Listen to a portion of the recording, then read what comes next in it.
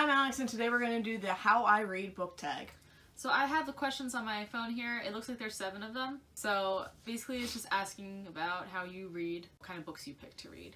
So I'm going to read off the questions and then we're both going to answer them like any other book tag. And it's going to be good stuff. And I honestly don't remember who did this, so I would say that we got it from someone else, but I have no idea who it is. Yeah. So sorry about that. And I'm going to tag anyone who wants to do it because we did not think about this ahead of time. Nope. So we're going to roll with it.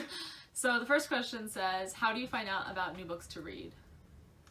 So I either like walk into Barnes & Noble and see them and I'm like, ooh, I like that, or it's like on Instagram and it's like a new author, like it's an author I've read and I already like their books so I pick it up, or Haley recommends books to me.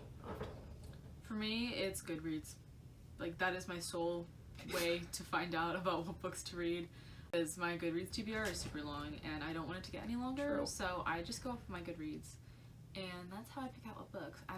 When I go to Barnes & Noble, I'm there on a mission. Like, I am not there to peruse the shelves happily. No, it's like, okay, let's find this book, and this book. And then leave. Yeah. And so number 2 is, how did you get into reading? I'd have to say I'm always into reading. So many videos I've said Harry Potter is like the book that really got me into reading, and that's a big fat lie. It's actually Junie B. Jones that I was reading in 1st grade. I've always been into reading. I used to hide in the bathroom, or my mom sets up a Christmas Village and I used to hide under there and read for hours and hours upon end when I was like in elementary school. I've always been a huge reader. I don't actually remember what the book was that got me into reading because as soon as I could read, I was reading all the time. Yeah. I don't think my parents could tell me what book either, because I doubt they have any recollection either. The only book that I remember from like my childhood that I really, really liked, and this was like before elementary school because I was already a huge reader before elementary school, was Parts. And I don't remember the author to it, but basically it was this picture book, but like it had a lot of words for a picture book, like, and it was just going through like body parts, but it was bizarre. That's because so like the body you. parts would like fall off. This is so you. It was a weird book, but I have pictures of me with that book. Alright. Yeah. The next question says, how has your taste in books changed as you've gotten older? I can't say it's changed so much. I've definitely kind of stayed in that like fantasy realm, but I've really been trying to branch out of that because it gets old after time. So like now it's changing into more like adult fiction, and like I've tried thrillers and I don't like them. I'm getting better with romance, but I can't say I like it still.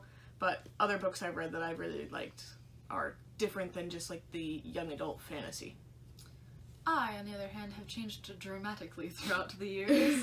Up until about 8th grade, I read one type of book, and it was called young adult fantasy, or middle grade fantasy. Yeah. It would depend on what age I was in. So it was either YA fantasy or middle grade fantasy. I hated fiction, hated romance, hated thrillers, hated nonfiction, hated anything adult related, and I hated classics. So I only read fantasy. However, once high school started, I finally began to see that there was more genres other than just YA fantasy. Yeah. And so I branched out, and now, while the books that I currently read are still probably, my fantasy books probably outnumber my other books, it's not to the point where like, oh yeah, my fantasy books are like 10 of the 20 books that I read per year. Now it's more on a more acceptable scale and stuff. And if I do read fantasy, I don't only read YA fantasy. I read a lot of adult fantasy nowadays. I read a lot of Neil Gaiman. I've read about 3 or 4 of his books just in this year alone. I also read Deborah Harkness. I've even branched out into nonfiction recently, especially with biology. That kind of fascinates me. And then I do like thrillers and I do like romances. And I do read classics on my own. Yes. I am one of those people. So, yeah, I've definitely changed a lot in my reading habits, and I expect that those will probably continue to change even as I get older, to the point where, like, my fantasy is, like, pretty much even with everything else that I read. I feel like after I get through, like, my bookshelf of what's left in there, everything will change. Number 4 says, how often do you buy books? Too often. My wallet doesn't appreciate me often. I really, like, I look at books, and there's some that I, like, pre-order, aka the ones that are all sitting right here. I don't think you can see that in the video, but I have 3 that aren't even shelved right now, because I pre-ordered them because they either came with something special, like they came signed, or I got them at a book signing. So I like little perks that come with the books, or to get them signed and whatever, so I buy them a little too often. But then I look at my other books and I'm like, I need to just read these and not buy books. Yeah, I'm definitely better than Alex when it comes to buying books. I mean, I would say that I probably still buy more than I can read at the time. Like, my bookshelf is still filled with a lot of books that I haven't read yet. However, I pretty much abstain from buying books throughout the summer, and I try to read from the library as much as I possibly can. I do buy some new releases, but even now, I recently have an Audible account. So recently, if there's a new release that I'm like really dying to come out, but I don't feel like actually buying like $20 worth of a book, I'll just get it on Audible, because it's cheaper for me because I'm already paying the $15 a month subscription fee. May as well just get a new book while I'm at it. And the time I really buy books anymore is if I have a gift card. It's like, I just had my birthday, and I've got like a slew of gift cards, so I just went and bought 3 books. And then once I run out of gift cards, that'll probably be it. Especially because I do have so many books on my shelves that I haven't read yet that I don't really want to buy more. But I only have plans to buy definitely one and possibly 2 more books in the next couple months. So I try to do gift cards. I did it for all the pre-orders I did, so that's good. At least I had a gift card for those. And then how did you get into booktubing? Haley, actually. It was all you. It was me. And I got into it because I was going through a time 2 years ago. No. 1 year ago. A year and a half ago-ish. Yeah. Where I was trying to find new books, but like Goodreads was, for whatever reason at the time, I was like, nah. So I went on YouTube, and that's how I found booktube, and I was like, this is awesome. And then I wanted to make my own YouTube channel, and I was too scared to do it on my own, so I was like, Alex. And here we are. Yep, that's the truth. And then the next one says, how do you react when you don't like the end of a book? I'm pretty chill with not liking the end of a book. I normally am like, wow, this sucked, and then like kind of get over it, because I feel like a lot of the ends are normally like almost like the cliffhangers into the second book. It's not really that I don't like there's just books I hate in general, and that's just because I hated the whole book and not just the end. So it's kind of like I just have to wait for the second book to come out is often the reason I don't like the ending. Okay, so for me, I am a very physical person, I would say, when I read books.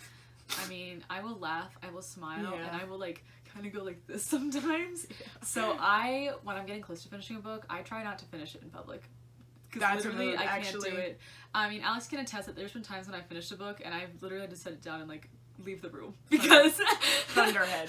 The feels are too much for me. And so physically, I literally react when I read the end of a book. Like, I will like literally slam the book closed and be like, what the heck, like out loud.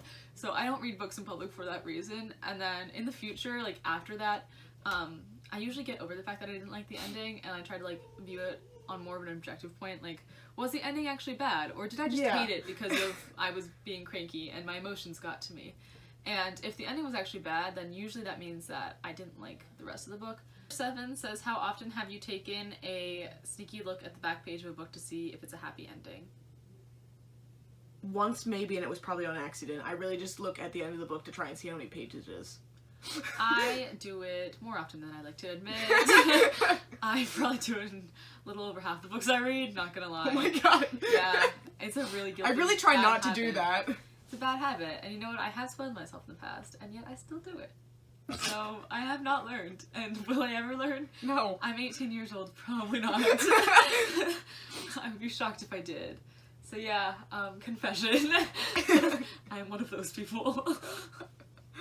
Anyways, that's it for this tag. Like we said, go ahead and do it if you thought it was entertaining or you just want to answer the questions yourself. It's easy and it's fun, so I definitely recommend doing it.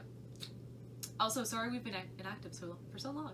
It's school. It's called college applications. Yeah. But it's over now, so yeah. Oh, thank God. Alright, anyways, that's it for now, and we'll see you next week. Bye. Bye.